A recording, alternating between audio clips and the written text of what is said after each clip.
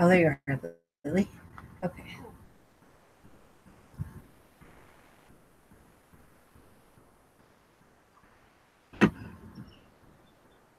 Tamia, are you there?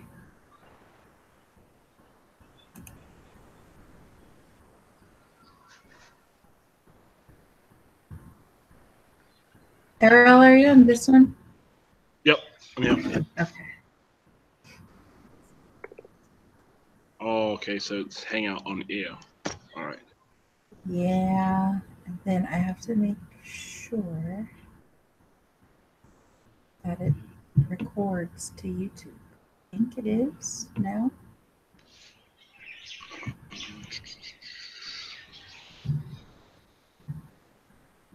Yeah. Right? I think so. I don't remember. Yeah, I think so. I mean, If I it's don't remember having to go broadcasting. to any of this last time. It says live, so I mean, I assume that's working.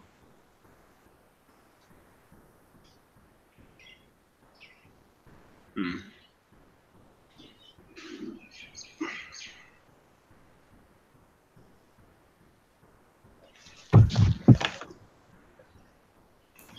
Let's try again.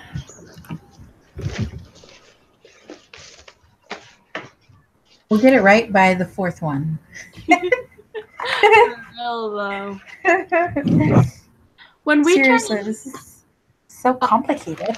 It kind of is. When we turn in the discussion, do we also have to turn in the video? Yes. So this one has I can turn in the broadcast, and then you can just turn in the discussion. You turn in the notes on the separate assignment sheet. You know, because she labels the assignments. Sounds good. Yay! Hey. Kia ora. Okay. Okay, we're good now.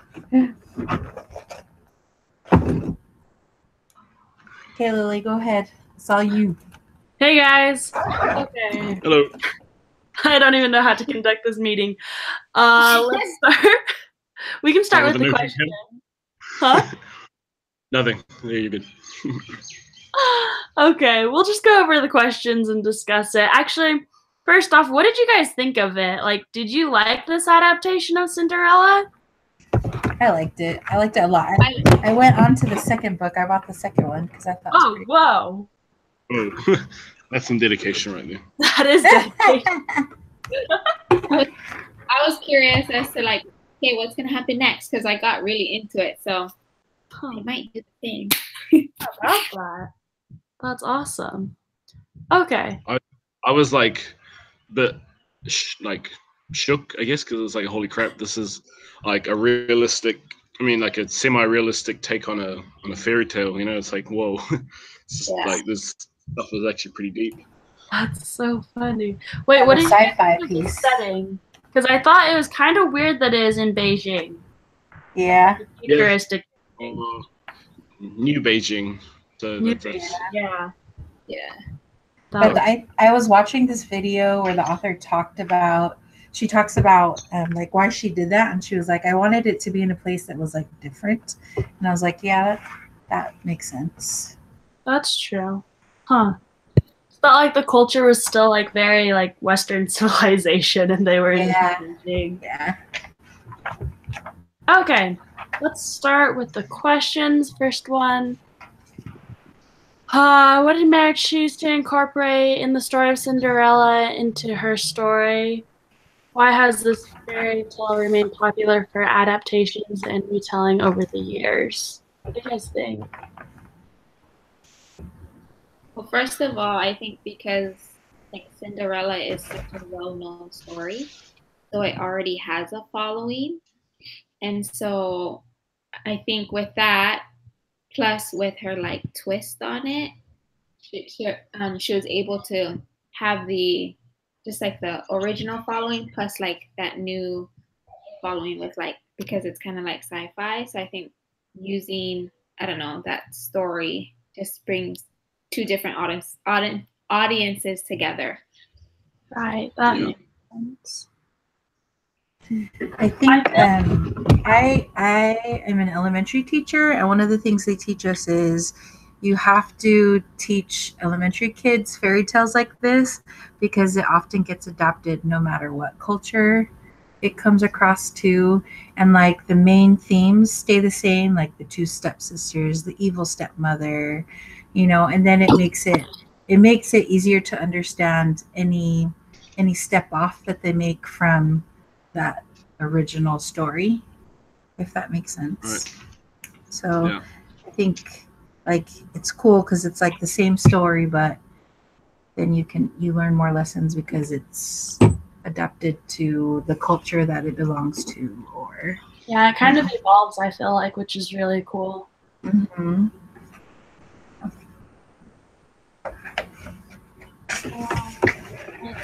Okay, moving on.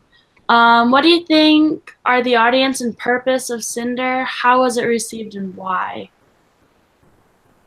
I think the general audience would be say more. I don't feel like it has a specific target audience. Yeah, I would definitely say more like teenage youth. Yeah. But like even you guys enjoyed it a lot, so Yeah, because it has like it's like the science fiction piece of it too, which keeps it pretty exciting. So I thought it was a cool adaptation of it. and it's like a little more aggressive for a younger audience. I feel like.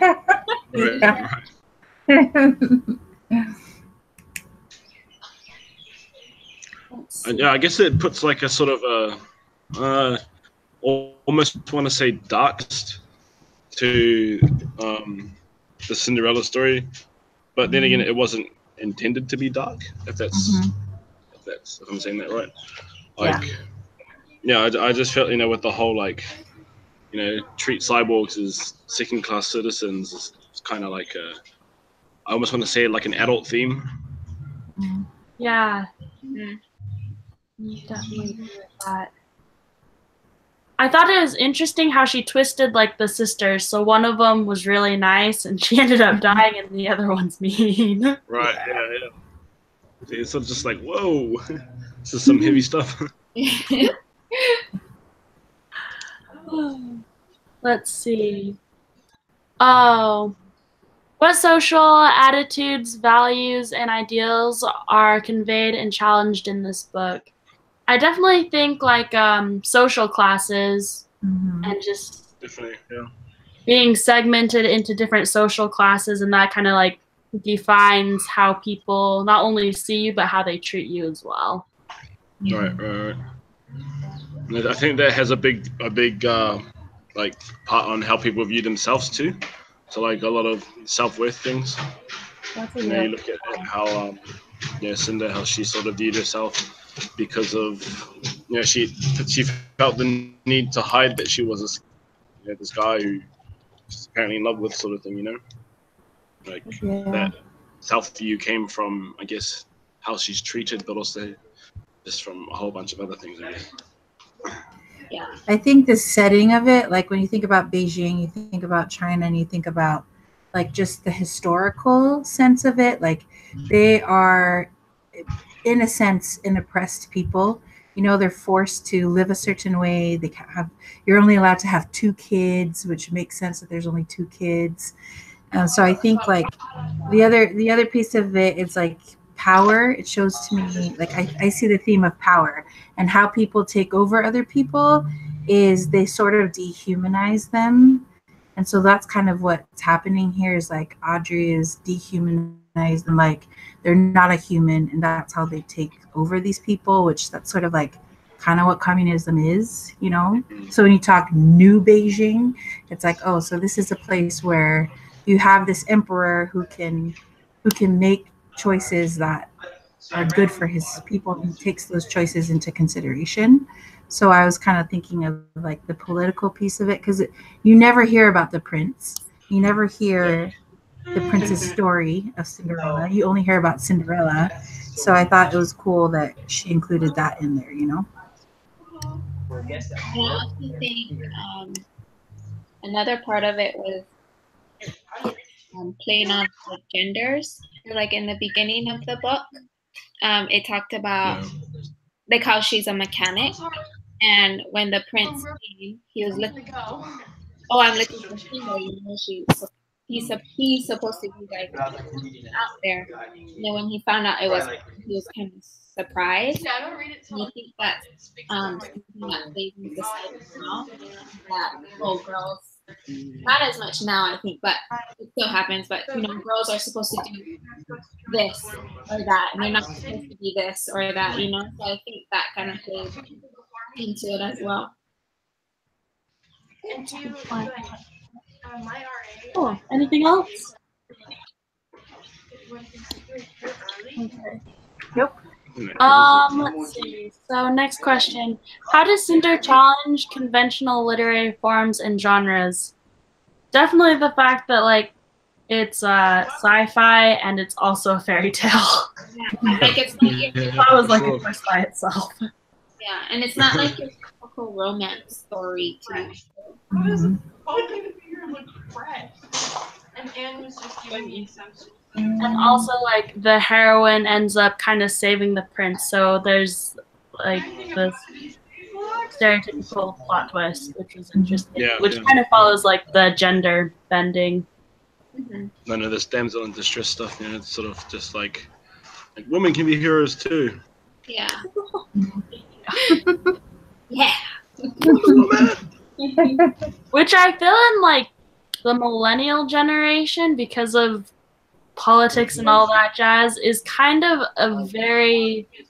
it's becoming a more common theme that the women aren't being saved as much as they are being the heroines, and they're being either the dude or a different society, or that's interesting. And the fact that that's been a more common theme of recent years in literature. Right. Yeah. Which kind of goes back to how very classic adaptations of stories evolve with both culture and era. Let's see. Choose the name of a character. What does the name mean? Why do you think the author chose this name? In what way is it suitable or unsuitable for the character?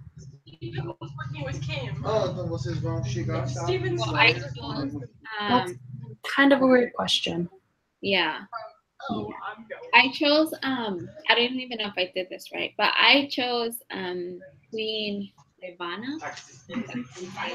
But when I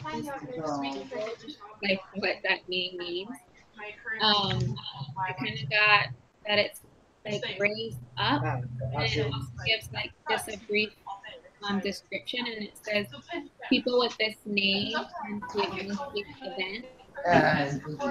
Leaders rather than followers, personality.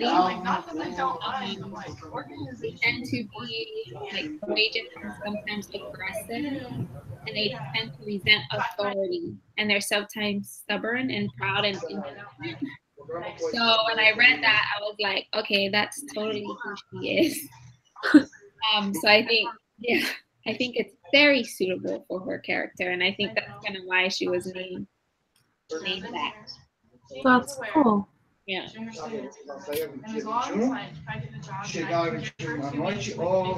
Let's see. Obviously, Cinder is a play on Cinderella, but also I think it's, let's see, because the etymology of Cinder.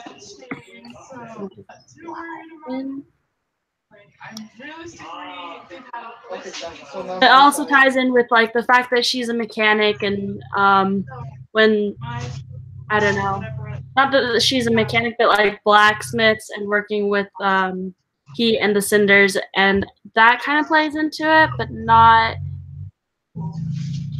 primarily. There's something about it. I feel like Cinderella, the Ella part kind of gives a princess sort of connotation to it. You sort of think of this beautiful maiden. You've got the stereotypical definition of Cinderella, but when it's just Cinder, kind of going along with what you said, you've got all these imagery of factories and cinder blocks and things, and sort of think that don't really sound or aren't really appealing. But like in the end, this is, I don't know how to word this properly, but like they have their uses. Like they have good things about them, I guess. That's true. And like Ella is very feminine. It means pretty. But okay, so this is super interesting. So Old English, cinder is like a slang for impure metal. Huh. Actually, that's pretty cool. That is cool. I'm not sure. I think it's cool how like you can see, when Prince Kai starts calling her Lin Mei, he calls her something different, and it's almost to signify he sees her different. And then towards the end, there's like this change in how he's looking at her when he starts to call so then he looks at her as Cinder and Lin Cinder rather than Lin Mei, Right. So I think that kind of signifies too, like when you think about power and bias and how people look at you, that in this case it was like a name change, Okay, yeah. Nice. Okay. Okay, last question. So if you could have a character meet another person, living or dead, who would it be and why?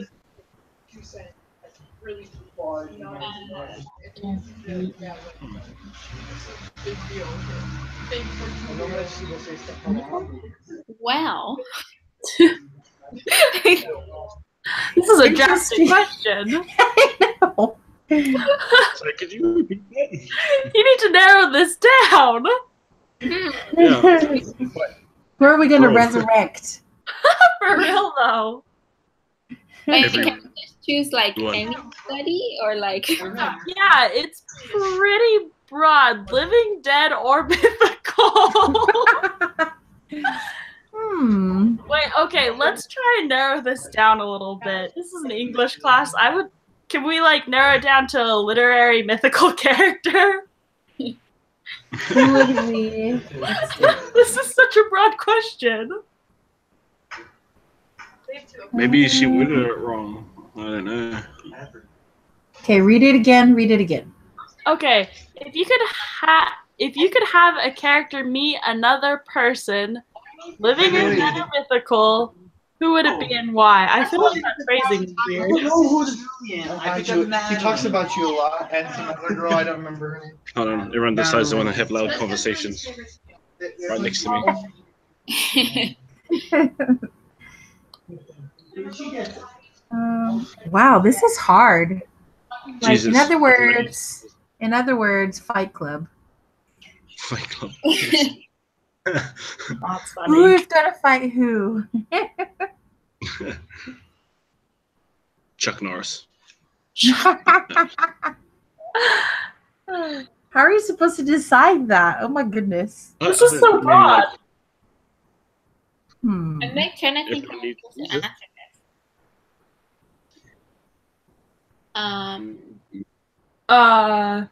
Okay. I don't even. This is probably totally wrong, but I'm just gonna go for it. Go for it. And it's not like this person is from a movie, and that's not in there. But whatever. Okay, so if I had to have a character meet another person, I would choose the stepmom. What's her name? Like Audrey. Whatever. Audrey. Yes, I would want her to meet. So have you guys seen Blindside? Oh yeah. You know the mom. Yep. And you know Sandra how Bullock. Yes, and you know how she takes in the football player. What's his name? Yeah. I forget. Michael. Yeah. She takes him in, and she just like from the start, she takes him in. She like treats him as if he was one of her own. I feel like she would be a good person for the stepmom to meet, so that she can kind of learn or like just change the way that how she treated Cinder. You know, like Cinder wasn't her own. The husband pretty much adopted her, and it was his choice. So I feel like just meeting the mom from Blindside, you could just learn how to be more accepting and loving. And to Cinder, I don't even know that's how you do that, but that's my thoughts. That sounds good to me. I would probably introduce Cinder and the good stepsister to like a mythical character such as Wonder Woman. So what I mean is like they can see like a positive female role model who is just like really, really powerful and like kicks butt on her own and strong, independent woman who don't need no man sort of thing. There you go. Like, I mean, I don't know. It's just sort of like kind of going along the lines of what Tamiya said. You just need that positivity and like that example. And I don't know, maybe Wonder Woman's not the greatest example, but like from what I've seen.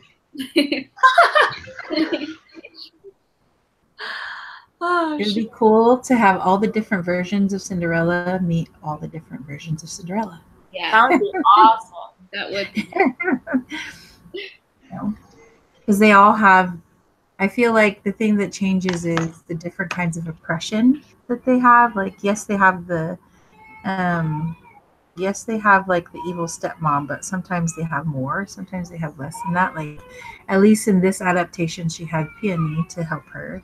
So she had a good stepsister, Yeah. Right. And that kind of goes with, have you guys seen Ever After? How there's like one stepsister and then that's like Yeah. I like that's that. what I thought of when I was reading the book. I was like, hey, that reminds me of Ever After. Yeah. That'd be cool. I would have Peony meet Rue from the Hunger Games because I feel like they have a lot of similarities and they both die.